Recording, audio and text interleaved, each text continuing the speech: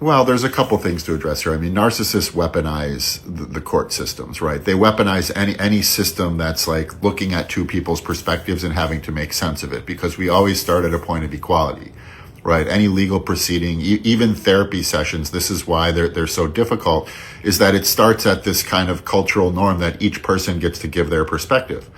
But their perspective is delusional. We don't talk enough about how delusional they are, right? We look at them and we call them liars, we call them gaslighters, but they're actually living in a delusional fantasy world. The entire disorder compels them to construct a grandiose false self that lives in a grandiose false reality, a reality in which nothing is ever their fault, where they get to kind of define everybody else's motivations, their emotional states, that it's the tyranny of one perspective over the other. And so, you know, when we get into court, yeah, they darvo, right? I mean, I'll just give an example from my life. You know, my father is a new age weirdo and would say for 40 years, come back to me when you're not angry. You know, as the child of a divorce, as the child of a narcissist, there was this like really toxic and disabling accumulation of anger inside of me that was coming out all over the place. And so part of my healing process was to learn to express that anger outwardly at the source. And so my dad wouldn't actually sit with me face to face. We've never been really in a therapy session or any like dynamic where I could express my feelings to him. So I started writing him kind of angry emails. During that process, it was revealed to me that he had a secret son. Some guy contacted me and said, hey, you know, your dad's my dad. He convinced me 20 years ago to not reveal myself, which I took to mean he paid this guy. And so that anger that I was learning to express turned to rage, and the emails got even angrier, and you know, off we went. And so instead of ever talking to me about it, he took me to court. He didn't say one word to me. I still have never spoken to him about this guy.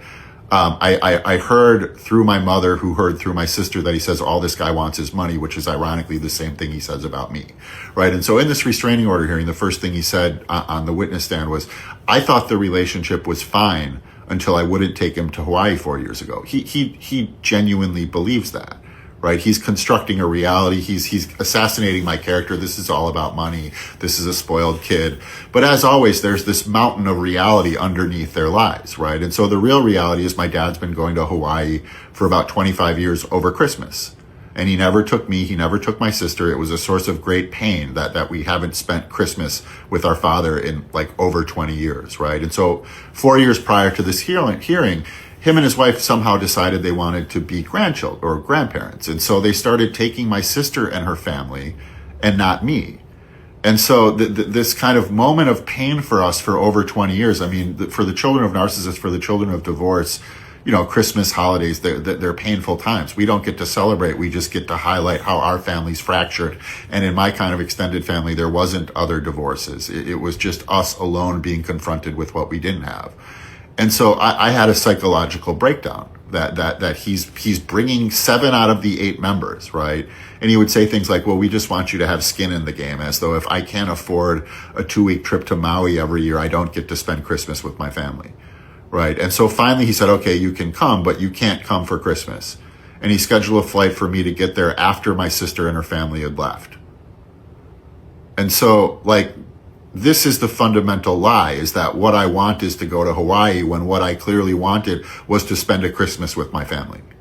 Right. And so he uses this on the witness stand. He continues lying. I mean, this restraining order was insane, right? That it was actually written in my stepmother's handwriting from her perspective, and he signed it because in my anger, he wasn't responding. So I said some angry things to my stepmother on Facebook. She used to love saying, you're born on third base and think you hit a triple. And I made a comment that she had fucked her way to third base and she thinks she hit a triple.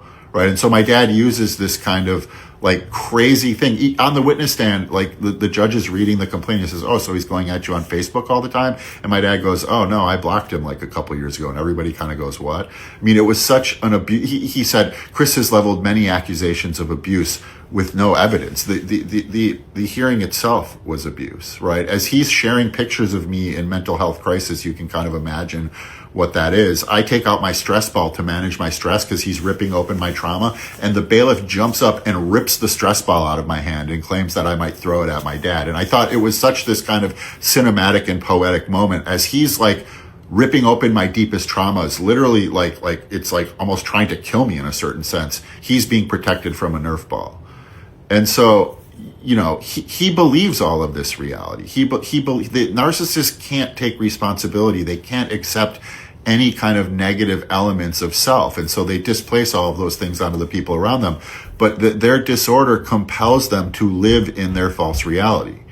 And I believe they confabulate more than they gaslight, that they're confabulating. They're changing the details of the past to meet the needs of the present, right? But they're living completely in this world. I think they could pass lie detector tests.